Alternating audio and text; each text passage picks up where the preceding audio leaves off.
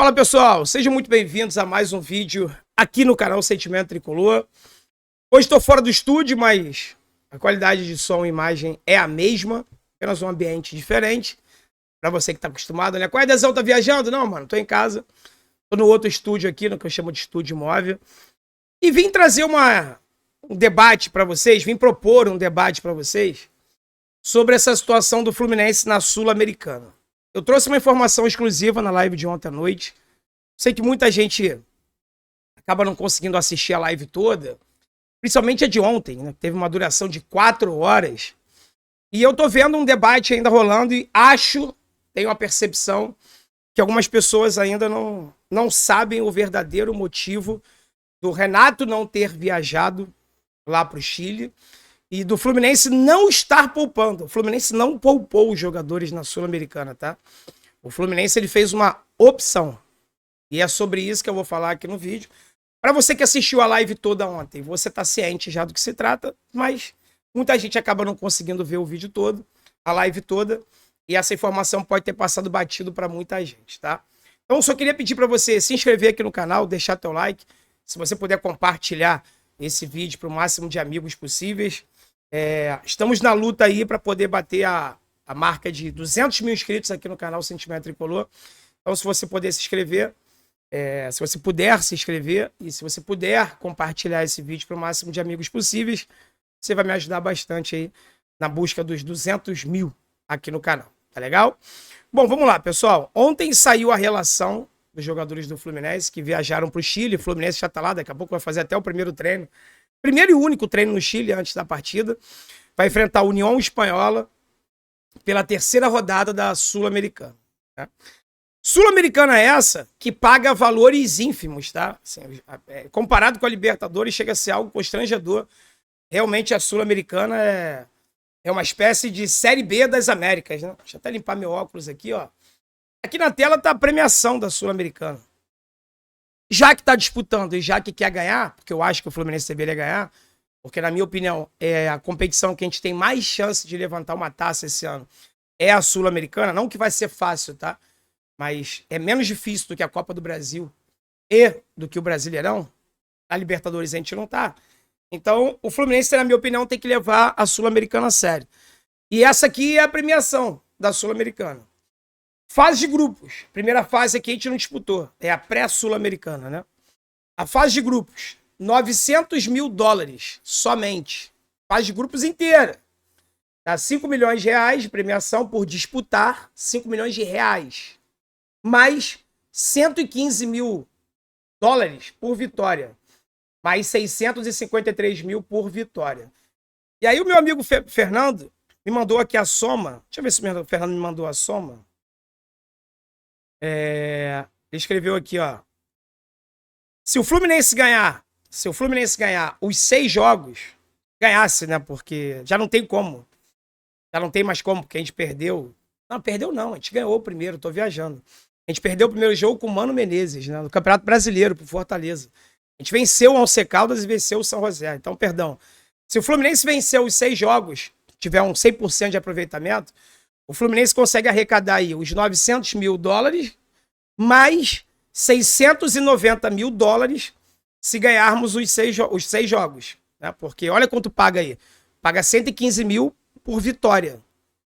Então, se a gente ganhar 6 jogos, 115 vezes 6, 690. 690 com 900, 1 milhão e meio. Quase 1 milhão e 600 mil dólares. E convertido para a moeda atual, deixa eu ver se eu consigo ver aqui. E aí seria 1 milhão e 600 mil dólares em real. Ela não falou não, mas ela me deu aqui, ó. 9 milhões 190 mil reais. Então, assim, é uma grana considerável, né? 9 milhões de reais na primeira fase da Sul-Americana não são os valores da Libertadores, mas é um prêmio considerável, né? E aí, Fluminense ficando em primeiro, indo para as oitavas de final, recebe 600 mil dólares só. Cara, paga muito pouco essa Sul-Americana, né? 3 milhões e meio de reais apenas. Quartas de final, 700 mil dólares. 3 milhões e 900. Cara, paga muito pouco a Sul-Americana. Semifinal, 4 milhões e meio de reais. Vice-campeão, 2 milhões de dólares. 11,3 milhões de reais, já melhora um pouquinho. E o campeão, olha o campeão, cara. 36, 37 milhões de reais. 6 milhões e meio de dólares. A Libertadores paga mais de 130 milhões de reais ao campeão. Então, assim, definitivamente, a Sul-Americana é uma Série B das Américas. Mas é um título que a gente não tem. É título, Fluminense conquistando ali, conquista a tríplice coroa das Américas, tem a Recopa, a Libertadores, que tem a Sula, e vai ficar faltando só a Supercopa aí pra gente poder ser campeão de tudo, assim como o São Paulo, tá? O Renato mandou o time reserva e o Renato não foi. E eu tô vendo muita gente criticar, e, cara, eu não tiro a razão de quem critica, não, tá? Eu não tiro a razão de quem critica, não. Principalmente se você não tem a informação que eu tive ontem, trouxe aqui na live, tô trazendo pra você agora aqui nesse vídeo. O Renato detectou que o time do Fluminense ainda não conseguiu pegar muitas das suas ideias sobre como o time deve jogar. Ficou muito claro para muita gente no jogo contra o Vitória, num determinado momento ali do segundo tempo, o Fluminense fazendo aquela paralela cheia, concentrando o máximo de jogadores possíveis de um lado do campo e deixando o restante do campo todo vazio. Isso aí é característica de quem, pessoal? Para quem entende o mínimo, um pouquinho de tática de futebol, de forma de jogo, só quem faz isso, mais ninguém faz isso no futebol mundial, é o Fernando Diniz.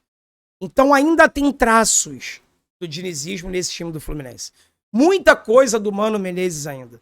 O Renato, ele não conseguiu ainda dar a sua cara à equipe do Fluminense. E ele fez uma escolha. União Espanhola é o 13º colocado de 16 clubes do campeonato chileno. Lá só caem 2. Se caíssem 4, União Espanhola estaria na zona do rebaixamento do possante chilenão. Do possante campeonato chileno. É uma equipe fraquíssima. É uma equipe fraquíssima. Então o Renato entendeu ser melhor ficar no Rio de Janeiro, treinar a equipe principal, que precisa ainda de muita correção. A gente tem visto nos jogos. Muitas vezes o Fluminense parece ainda o time do Mano, repetindo os mesmos erros do Mano, e a gente coloca a culpa no Renato, né? Eu já cheguei a falar no intervalo do jogo contra o Corinthians, é o Renato Gaúcho ou é o Renato Menezes? Porque muitas das coisas que o Mano fazia, o time comandado pelo Renato estava fazendo também. Mas estava fazendo justamente pela falta de tempo dele trabalhar essa equipe. Não vai ter semana livre até o Mundial de Clubes. Então o Renato entendeu como uma oportunidade. Ó, apagou a luz aqui, deve ter acabado a bateria da minha luz, eu vou continuar, tá? O Renato entendeu como uma oportunidade ficar no Rio de Janeiro, treinar a equipe do Fluminense para o jogo de sábado contra o Botafogo, onde está rolando aí uma situação constrangedora para todos nós. Né? Alanzinho, acende essa luz aqui, por favor, vê se melhora aqui alguma coisa, só para terminar o vídeo. Está rolando uma situação constrangedora para nós, que é não vencermos o Botafogo a 8 jogos. Porra, isso tem que acabar. Isso não existe. Deu uma melhorada. Porra, isso não existe. Né? Então, eu acho que a decisão do Renato ela foi acertada. Ah, André, mas ele poderia ter mandado o time reserva e ele deixava os titulares aqui treinando e ele viajava para o Chile. Mas quem é que ia dar o treino aqui se ele é o treinador? Então, assim, pessoal, toda decisão, toda escolha tem um preço. O Renato está pagando o preço de deixar de treinar a equipe numa competição internacional, de mandar os jogadores para lá que ele confia. Eu vi também alguns amigos questionando assim, mas como é que deve estar se sentindo o Keno nesse momento? Depende do que foi conversado. Se o Renato chamou o Keno, se o Renato chamou o Facundo Bernal, se o Renato chamou o Nonato e falou assim, vocês são meus homens de confiança. Eu confio que vocês vão ser os líderes do time lá no Chile e tem capacidade de trazer os 3 pontos para cá. Por que não? Por que não dar a braçadeira de capitão para o Keno, por exemplo? Dar moral ao Keno? André, o Canóbio tinha que ter ido. Será que o Canóbio não ficou aqui porque o Renato vê que ele precisa trabalhar muitas coisas, como passe, X1, finalização? Talvez o Keno para o Renato já esteja pronto, não tem o que trabalhar no Keno. O Keno já sabe o que tem que fazer. Já o Canóbio não. Então, talvez por isso o Canóbio tenha ficado e o Keno tenha ido. Então, assim, eu não quero ser engenheiro de obra pronta. Eu não quero esperar o jogo de sábado para dizer se a decisão tomada do Renato foi certa ou se foi errada.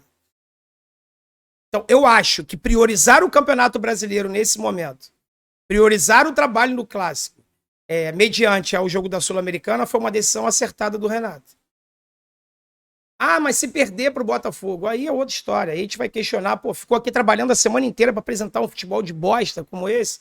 Bate na madeira, tá? Cadê a cadeira? Bate na madeira. Não vai acontecer, não. Mas, se acontecer, aí a gente avalia. Só que toda escolha tem uma consequência. Quando você escolhe uma coisa, você abre mão de outra. E cá entre nós, né?